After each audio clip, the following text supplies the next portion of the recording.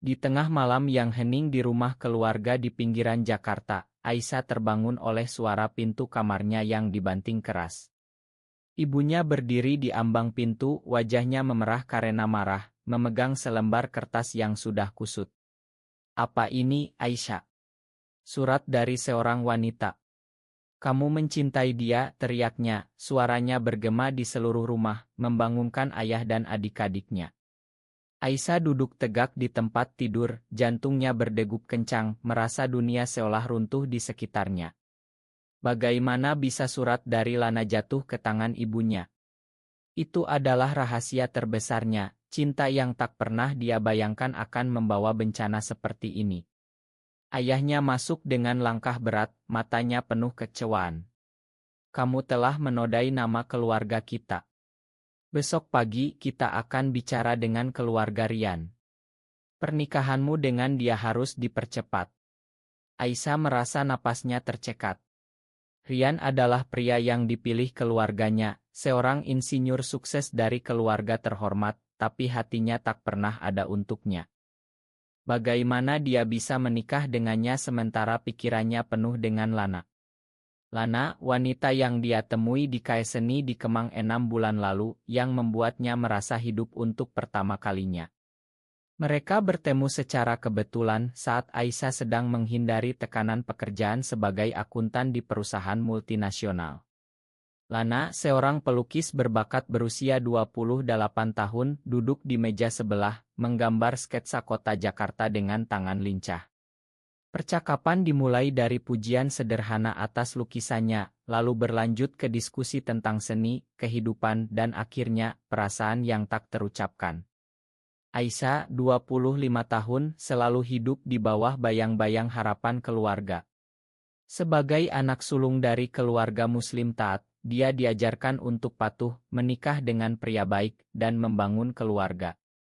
Tapi pertemuan dengan Lana mengubah segalanya. Lana berasal dari latar belakang yang lebih bebas, orang tuanya seniman yang mendukung kebebasan berekspresi, meski mereka juga menghadapi tantangan di masyarakat Indonesia yang konservatif. Cinta mereka berkembang pelan, dari pertemuan rahasia di taman kota hingga pesan-pesan malam yang penuh kerinduan.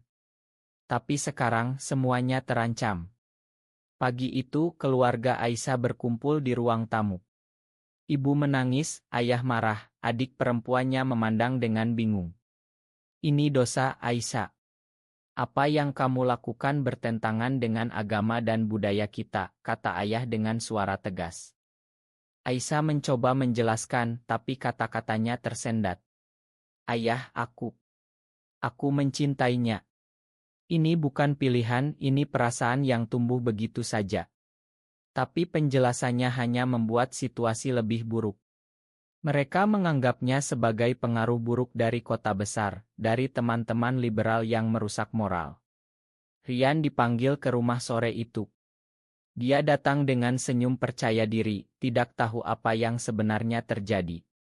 "Aisyah, aku senang pernikahan kita dipercepat.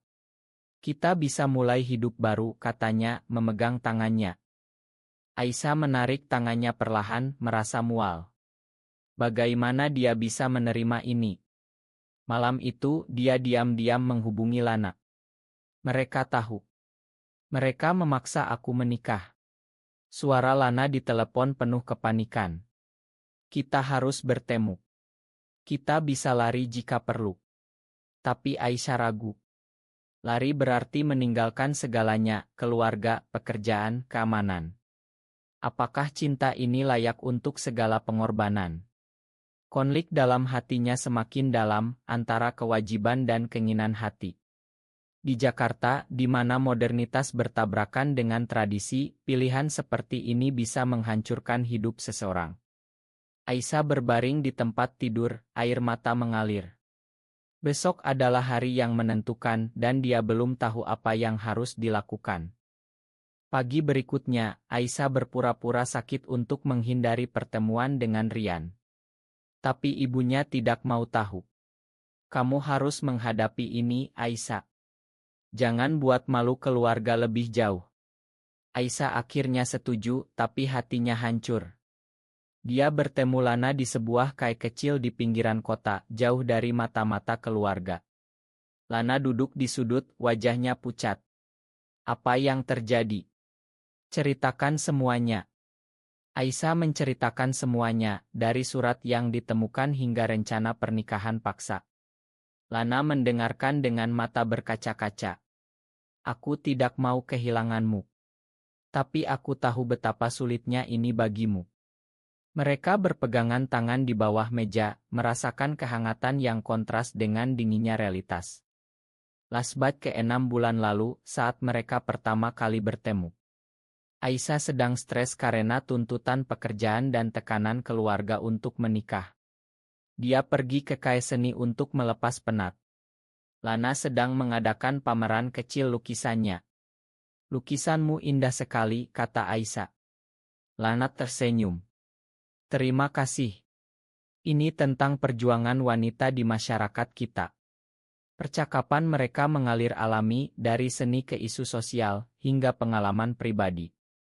Lana berbagi cerita tentang bagaimana dia keluar dari rumah karena orang tuanya tidak setuju dengan orientasinya.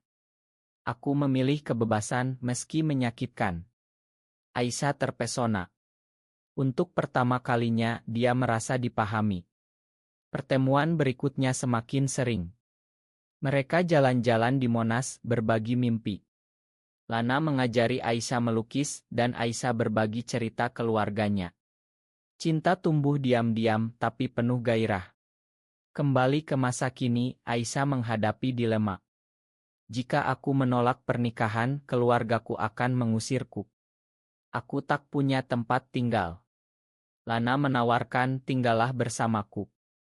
Kita bisa hadapi bersama. Tapi Aisyah takut. Di Indonesia, hubungan seperti ini masih tabu, terutama di kalangan Muslim konservatif. Berita tentang diskriminasi terhadap LGBT sering muncul, dari penolakan sosial hingga ancaman hukum. Aisyah ingat temannya yang diusir keluarga karena alasan serupa. Sore itu, dia pulang dan menghadapi ayahnya. Ayah, aku tidak bisa menikah dengan Rian. Hatiku bukan untuknya. Ayah marah. Kamu egois.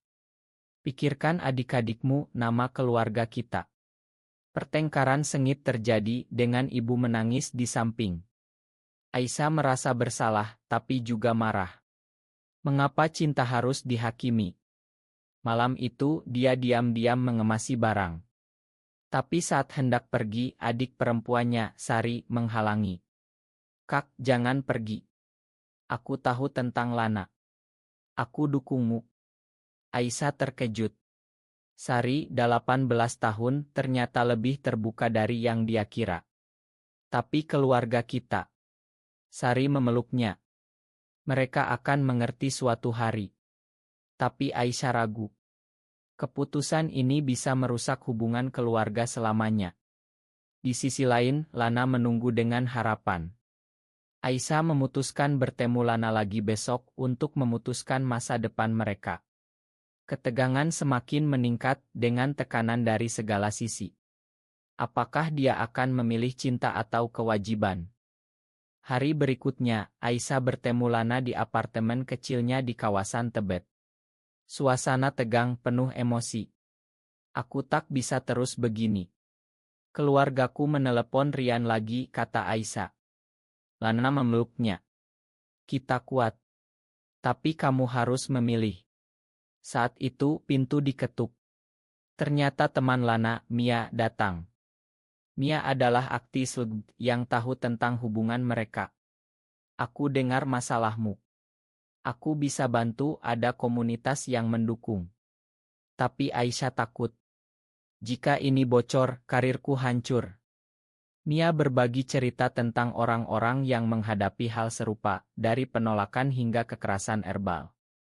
Di Indonesia, meski tidak ada hukum langsung melarang, norma sosial sangat kuat. Aisyah ingat berita tentang pasangan lesbian yang diusir dari kampung. Kembali ke rumah, Aisyah dihadapkan pada ultimatum. Pilih, tinggallah dan menikah, atau pergi, kata ayah. Aisyah marah. Ayah, ini bukan penyakit. Ini aku. Pertengkaran memuncak dengan ayah mengusirnya. Aisyah pergi dengan hati hancur, tinggal bersama Lana. Tapi kebahagiaan sementara. Di tempat kerja, rumor menyebar. Rekan kerjanya yang konserati mulai menjauh. Bosnya memanggil. Ini memengaruhi citra perusahaan. Aisyah merasa dikhianati. Siapa yang bocorkan? Ternyata Sari, adiknya, tanpa sengaja cerita ke teman yang menyebar. Aisyah marah pada Sari, tapi juga kasihan. Konflik internal semakin dalam. Lana juga menghadapi masalah. Orang tuanya, meski mendukung, khawatir. Ini berbahaya, Lana. Tapi Lana teguh. Aku cinta dia. Suatu malam mereka bertengkar. Kamu terlalu memaksa, Lana. Aku kehilangan segalanya karenamu. Lana terluka. Aku juga berkorban. Ketegangan meningkat dengan momen-momen penuh air mata. Aisyah mulai ragu apakah ini benar. Masyarakat sekitar mulai bergosip. Tetangga Lana memandang sinis. Satu hari ada konfrontasi dengan kelompok konserati lokal. Kalian nodai moral kami, teriak mereka. Aisyah dan Lana lari, tapi trauma tetap. Ini adalah ujian sejati bagi cinta mereka. Apakah mereka bisa bertahan? Beberapa minggu kemudian situasi semakin buruk. Aisyah kehilangan pekerjaan karena rumor. Tapi ini memengaruhi tim, kata bos. Aisyah putus asa. Lana mencoba menghibur, tapi tekanan finansial muncul. Lana menjual lukisan untuk bertahan. Tapi Aisyah merasa bersalah. Ini salahku. Lana meyakinkan kita bersama. Tapi lalu Rian muncul lagi. Dia datang ke apartemen, marah. Kamu hancurkan hidupku juga, Aisyah. Keluargaku malu. Aisyah meminta maaf, tapi Rian tidak puas. Dia mengancam laporkan ke polisi meski tak ada dasar hukum. Ini membuat Aisyah panik. Malam itu dia bertengkar hebat dengan Lana. Mungkin kita harus berpisah. Lana menangis. Jangan, please. Tapi Aisyah pergi kembali ke rumah keluarga. Ayah menyambut dingin. Kamu kembali karena gagal. Aisyah menangis, minta maaf. Tapi dalam hati dia rindu Lana. Sari mendukung diam-diam, mengirim pesan ke Lana. Kakak masih cinta kamu. Lana hancur, tapi berusaha move on. Dia bertemu Mia lagi yang menyarankan ikut acara komunitas. Di sana, Lana bertemu wanita lain, tapi hatinya masih untuk Aisyah. Sementara Aisyah di rumah dipaksa persiapan pernikahan. Tapi dia sakit, depresi. Ibu khawatir. Apa yang salah, nak? Aisyah akhirnya cerita. Aku tak bahagia, Bu. Ibu terkejut tapi mulai memahami. Konflik mencapai puncak saat hari pernikahan mendekat. Aisyah memutuskan lari lagi, tapi kali ini dengan rencana. Dia hubungi Lana. Aku salah. Aku mau kembali. Tapi Lana ragu. Kamu sudah menyakitiku. Drama meningkat dengan pengkhianatan dari Rian yang bocorkan ke media sosial lokal. Gosip menyebar luas. Aisyah dan Lana harus hadapi badai. Di puncak badai, Aisyah dan Lana bertemu lagi di taman yang sama tempat mereka pertama jatuh cinta. Makan aku, kata Aisyah. Lana memeluknya. Kita harus kuat. Mereka memutuskan pindah ke Bali di mana komunitas lebih terbuka. Tapi sebelum pergi, Aisyah konfrontasi keluarga. Aku memilih bahagiaku, ayah. Ayah marah, tapi ibu campur tangan. Biarkan dia, Mas. Dia anak kita. Ayah akhirnya diam, meski tak setuju. Sari ikut dukung. Aku bangga padamu, Kak. Di Bali, mereka mulai hidup baru. Lana buka galeri, Aisyah cari kerja baru. Tapi luka masa lalu tetap. Mereka diskusi tentang masyarakat, agama, dan cinta. Apakah kita salah? Tanya Aisyah. Lana jawab, cinta tak pernah salah. Cerita berakhir dengan mereka menatap matahari terbenam penuh harapan. Tapi pertanyaan tetap, apakah memilih cinta di atas kewajiban keluarga selalu benar, atau adakah saat di mana pengorbanan untuk masyarakat lebih mulia?